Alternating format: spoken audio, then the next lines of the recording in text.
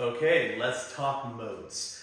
One thing I do with my students is I wait till modes to speak to them at the very end of the year, though they have everything to do with scales, so I have it in the scale section here. But it does take a lot to learn them, okay? It does take some study, it does take some time, and I found out that usually there's 0 or maybe 1 question on the AP exam that has to do with modes. We actually get into modes a lot more later on when we talk 20th century music, because it's really more 20th century current composers that use modes more nowadays. So we usually put it in that section, but we want to be complete, so I want to teach it to you here. First of all, what are modes? Sometimes we call them the church modes, because before we sort of decided on diatonic harmony, which is what we're learning in AP music theory, or harmony, a first semester harmony class in a college. Before that, we would use these modes. All a mode is a certain patterns of half steps and whole steps. You've already learned 2 of them, major and minor. I'll tell you right now, the Ionian mode, this is major. So this right here we now call major. The Aeolian mode, we call this minor. And these are the 2 sets of basically half steps, whole steps that we have used in diatonic harmony.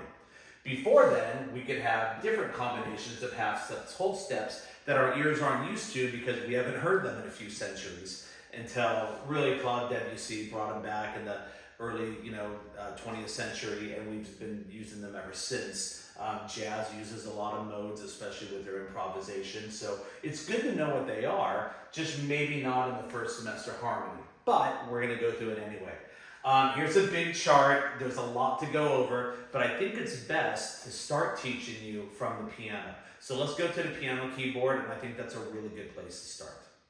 Okay, let's have a talk about modes.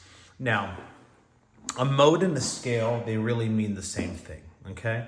And let me fix this camera just a little bit. There we go, okay? So we know about the major scale.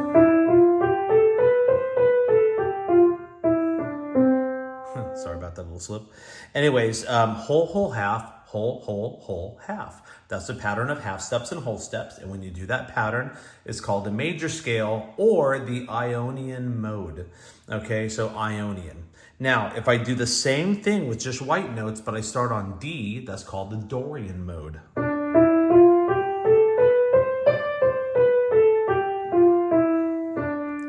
We'll talk about it a bit later, but notice that has a very minor feel to it, okay? So we're trying to get different feels to things. It feels actually a lot like a minor scale, but it has a raised sixth. Listen.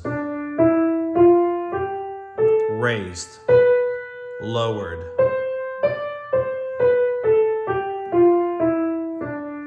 So Ionian, Dorian, now Phrygian, okay? This one, again, has 4 less sharps than if it were major.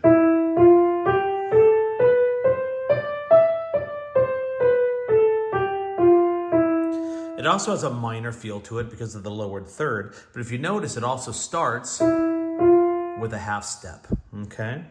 Now, the one that starts off F, if we do only white notes, that's the one that's different right there, okay? Because if it were F major, we'd have the flat in there, but we don't. So it's gonna actually start off sounding like a whole tone scale.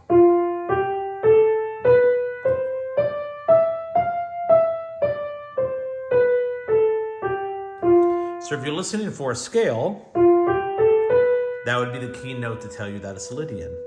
Mixolydian is a major scale with a lowered seventh, so it's a little major and minor.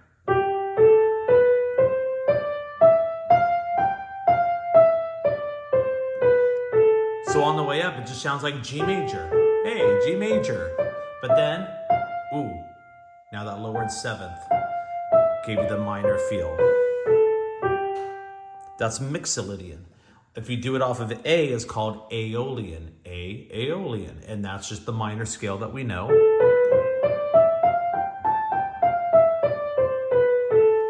And then we have the Locrian scale, which was illegal to use back in the church days because of this. Right there. Watch what happens if I do a tonic-dominant relationship.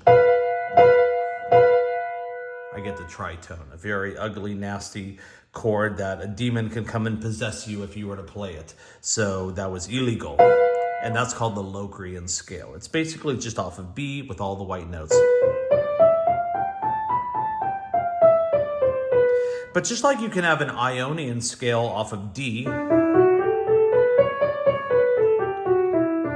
you could also have, a Mixolydian scale off of D. It doesn't just have to be Dorian. It's only Dorian if it's all white. But watch, I'm going to do a D Mixolydian. Let's think about what that would be. On the Mixolydian, I showed you that the only thing we do is we lower the 7th. So I'm going to play a D major scale and lower the 7th.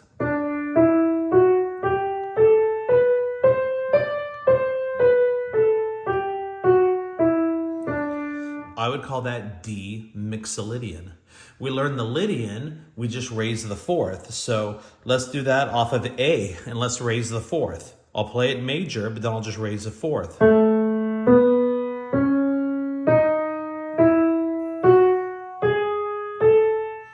That right there would be an A Lydian scale, okay? So that's enough to show you on the piano how they work out with the white notes. Let's go back to the whiteboard. Okay, now you know where they come from the white note adjustment. Now there's a couple different ways when I do this. If you're somebody who really likes to analyze music, there's a certain way to look about it. Thinking key signatures, how many extra sharps, how many extra flats. On a scale, would this have 2 flats or 3 sharps, or what would it look like? That's great. If you're going from a more composer standpoint, you want to know more, well, which notes specifically are being changed and how does that make it sound the way I want. I wanted to have a major, kind of a major feel, but also maybe a little minor here and there. I would really like to hear kind of a whole tone thing going on. There's ways you would think about as a composer to do this, which would be different. So I'm going to go both ways. Okay, so I'm going to put this into 2 parts. My first is just to talk about how a key signature would look like if we were to do a scale. So this is, to me, is the easiest one. First of all, you have to learn what these are. Oh boy, my daughter came home from college and learned, I drink pee, leave me alone. Maybe I shouldn't really share that one, but I'm sure you can think of some way to remember what they are. Okay, but the Ionian starts on C, that's our major scale. There's no adjustment from the major. So if you were to do E Ionian, that's just an E major scale. G flat Ionian, that's just a G flat major scale. Okay, so that's all they are. Okay, we already learned that minor Aeolian off of A, this is add 3 flats. So if I take any major key and I add 3 flats, it's now Aeolian. Okay, so now let's go on to Dorian. Let's think about it. Well, D major would have 2 sharps, right? But I took those 2 sharps away. So if I want to take any major key signature and make it into Dorian, all I have to do now is add 2 flats. So if all of a sudden I'm doing something off of E, and E sounds like it's going to be the home note. Everything is surrounded by E.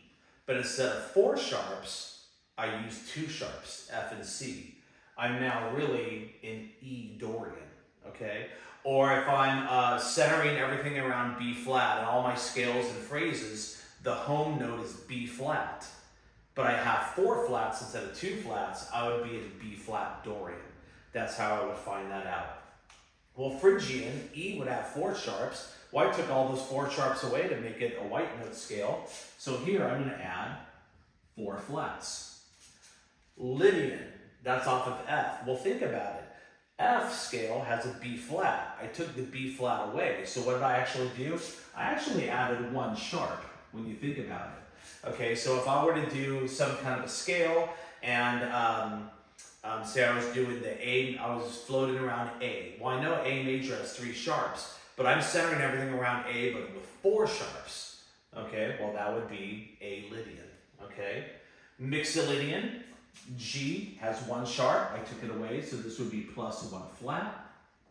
We already learned Aeolian, Locrian B, that's quite a bit. This would be adding 5 flats. Now, in all honesty, the churches wouldn't even allow the Locrian scale to be played.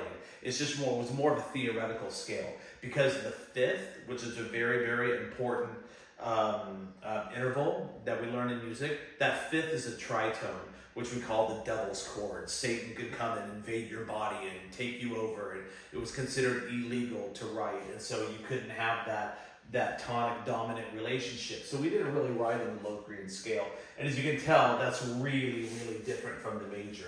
So we don't see Locrian very often. But there's some really cool things we can do with these, but you have to think about that more from the composer standpoint. This has already been a long video. There's a lot to learn. Let's stay right here and let's stop the video. And when we come back to part 2, we'll talk more how a composer might think about doing these scales.